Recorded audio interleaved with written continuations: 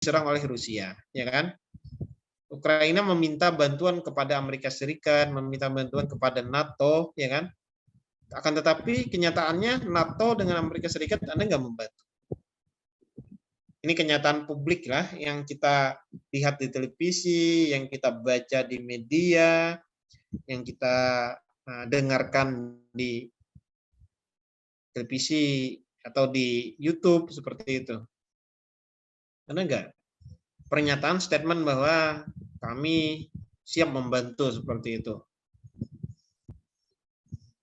Atau cuma sunnah saja? Bapak nyebutnya sunnah lah. Pengertian dari persekutuan ini. Dalam hal bidang-bidang tertentu saja. Seperti itu. Tapi dalam hal perang kami tidak ikut-ikutan katanya. Seperti apa? Ada yang tahu? Menurut ulun, Amerika tuh kada ikutan karena Rusia tuh lagi mengancam Amerika ya tenang. Jadinya kada ikutan karena diancam aja bisa jadi perang dunia ketiga. Soalnya ikutan. Oke, itu lebih apa? Lebih kepada statement lah. Jadi kita tidak terlalu luas karena tidak bisa juga mengetahui bagaimana pengertian sekutu-sekutu. Tapi itu contoh saja. Karena kan ada kalimat sekutu kan? Sekutu Amerika Serikat siapa ya kan? Sekutu Rusia siapa? Seperti itu. Jadi pembahasan kita tidak terlalu panjang seperti itu kan. Nah, di situ ada pengertian asas persekutuan hukum berarti bahwa rakyat dan penguasa negara bersama-sama merupakan suatu persekutuan hukum. Res semen sub atau legal standingnya itu. Nah, apa arti itu dari asas persekutuan hukum ini? Rakyat dan penguasa negara bersama-sama. Tadi kalimat kerjasama tadi siapa yang menganukan idenya tadi? Ulun Pak, Sarida Iliani Pak. Sarida. Ini kalimat kerjasama ini ya kata Bapak tadi hampir lah, karena ada kalimat bersama-sama. Nah, kalau bersama-sama itu misalnya seperti ini, kita makan sama-sama yuk. Kira-kira kalimat kita itu waktunya bersamaan tidak? Kalau makan sama-sama. Inggih. Sama, Pak. Ya, bersama kan? Nah, beda hal dengan contoh sekutu yang kita contohkan tadi apa? Rusia dengan Ukraina tadi. Kata ya contoh Rusia, kata Rusia jangan ada yang ikut campur negara sekutuku. Misalnya seperti itu kan? Berarti kan tidak bersama-sama nih, ya kan? Nah, jadi kalimat sekutu di sini ada pengertian lainnya. Nah, di sini kalimatnya harus bersama-sama. Kalau kalimat asas persekutuan hukum, bukan sekutu yang disebutkan tadi, sekutu negara tadi lah. Nah, tapi ada kaitannya itu. Jadi asas persekutuan hukum yaitu rakyat dan penguasa negara bersama-sama.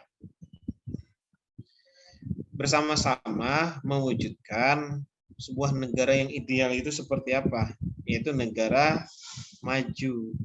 Sedangkan Indonesia sekarang masih dalam kategori negara berkembang lah. Itu maksud apa?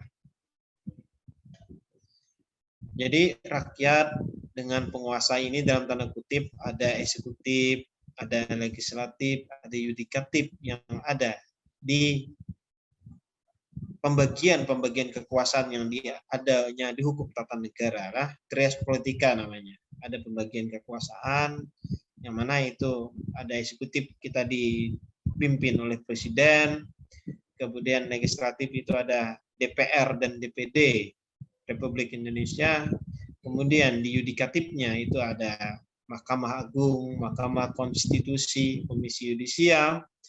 Maka dari itulah pemimpin penguasa negara ini bersama-sama menciptakan sebuah negara yang adil, negara yang besar, negara yang aman dan tentram, dan yang khususnya yaitu dalam kategori negara maju nantinya. Nah, itu maksudnya lah. Jadi sekutu ini yaitu rakyat, yaitu kita bersama-sama dengan pimpinan-pimpinan yang Bapak sebutkan tadi. Bersama-sama. Kalimat sama-sama itulah yang digaris bawahi. Tidak satu-satu saja, tidak. Tapi kalimat bersama-sama. Itulah yang kita sebut sekutu atau persekutuan hukum. Nah, itu. Jadi contoh-contoh yang Bapak di awal tadi itu bukan persekutuan hukum lah, tidak.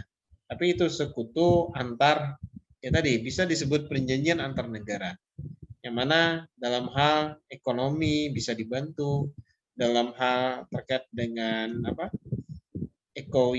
ekowisata atau terkait dengan ya tadi perekonomian, bisnis itu bisa dibantu. Tapi mohon maaf, misalnya seperti ini, mohon maaf, kalau terkait dengan perperangan kami tidak bisa membantu. Nah, misalnya seperti itu ada di perjanjian klausulanya bisa ditentukan untuk sekutu-sekutu seperti itu. Nah, tapi yang kita maksud pada hari ini persekutuan hukum di sini yaitu rakyat dan penguasa. Berarti kita bicara pimpinan kita atau yang ada duduk di legislatif, eksekutif, dan yudikatif. Nah, itulah yang kita sebut penguasa negara pada saat ini. Nah, sebenarnya dalam demokrasi kekuasaan tertinggi itu ada pada siapa? Ada yang tahu? Rakyat, Pak. Nah, itu benar. Kekuasaan tertinggi itu ada pada rakyat. Dan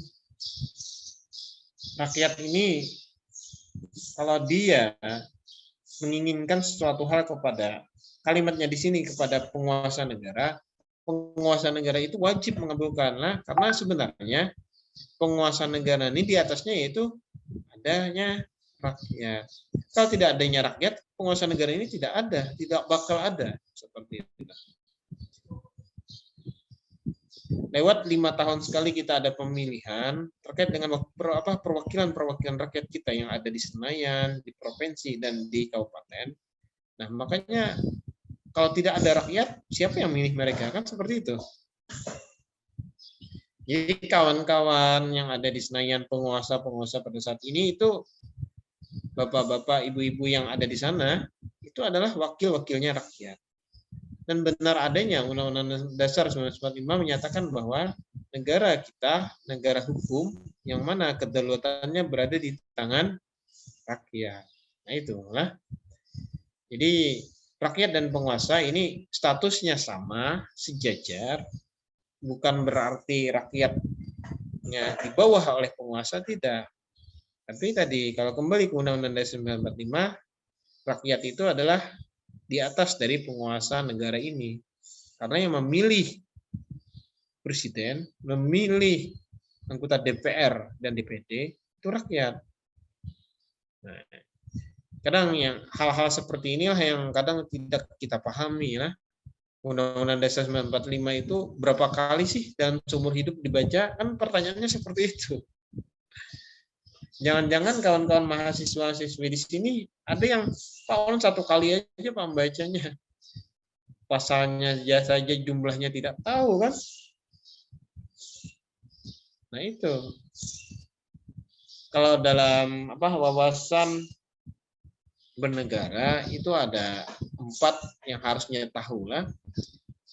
Dalam wawasan kebangsaan itu ada 4 yang harusnya kalian tahu. Pertama, Pancasila. Kedua, Undang-Undang Dasar 1945. Ketiga, Bhinneka Tunggal Ika. Keempat, Negara Kesatuan Republik Indonesia atau NKRI. Nah, ini ada kaitannya dengan asas-asas negara ini. Dalam hal rakyat dan penguasa negara. Baik, ada yang tanyakan lagi? Ini sudah lewat 5 menit. Sebelum Bapak akhiri. Ada?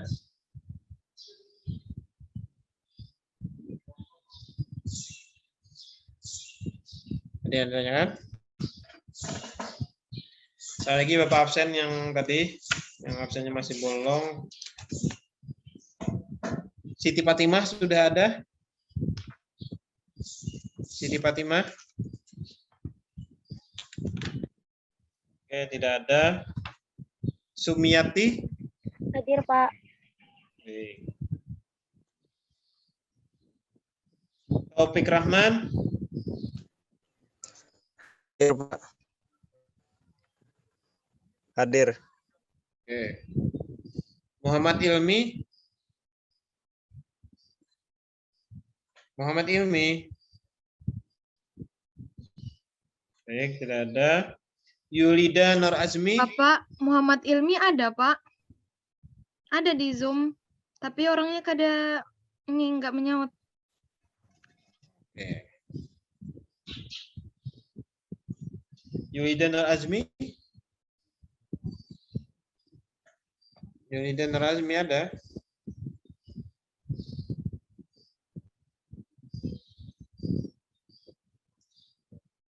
Ketua gimana Yulida nih? Ada Belum nggak? melihat namanya, Pak. Oke, tidak ada lah. Yusuf Nawapa. Ada Pak, ada Pak. Oke.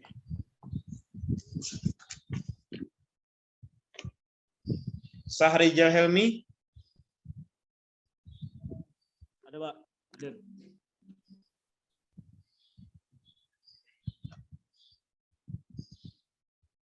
Wanda Habibah. Hadir, Pak. Oke. Rusida Aryani. Rusida. Ada? Hadir, Pak. Enggak ada. Delpia Mainasari.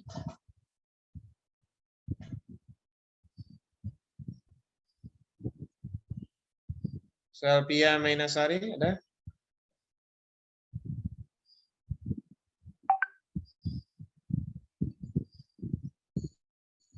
Baik, tidak ada. Siti Hadijah. Oke. Siti Hadijah, Ketua, ada? Ada kabarnya? Tidak ada, Pak. Oke, tidak ada juga. Baik, terima kasih kepada kawan-kawan mahasiswi.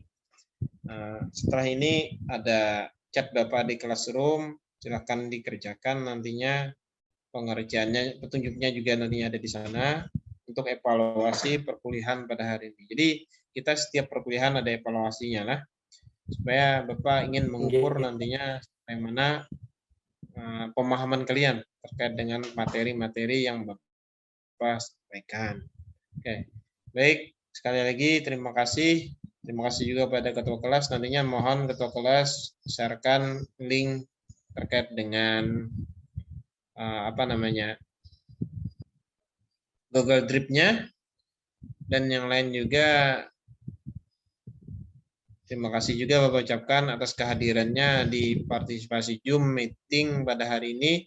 Semoga yang akan datang kita bisa lebih lama lagi terkait dengan perkuliahan, karena Zoom kita terbatas. Dan sekali lagi Bapak ucapkan terima kasih. Salah hilaf mohon maaf. Wabillahi taufiq hidayah. Assalamualaikum warahmatullahi wabarakatuh. Dipersilakan Mirdayanti host.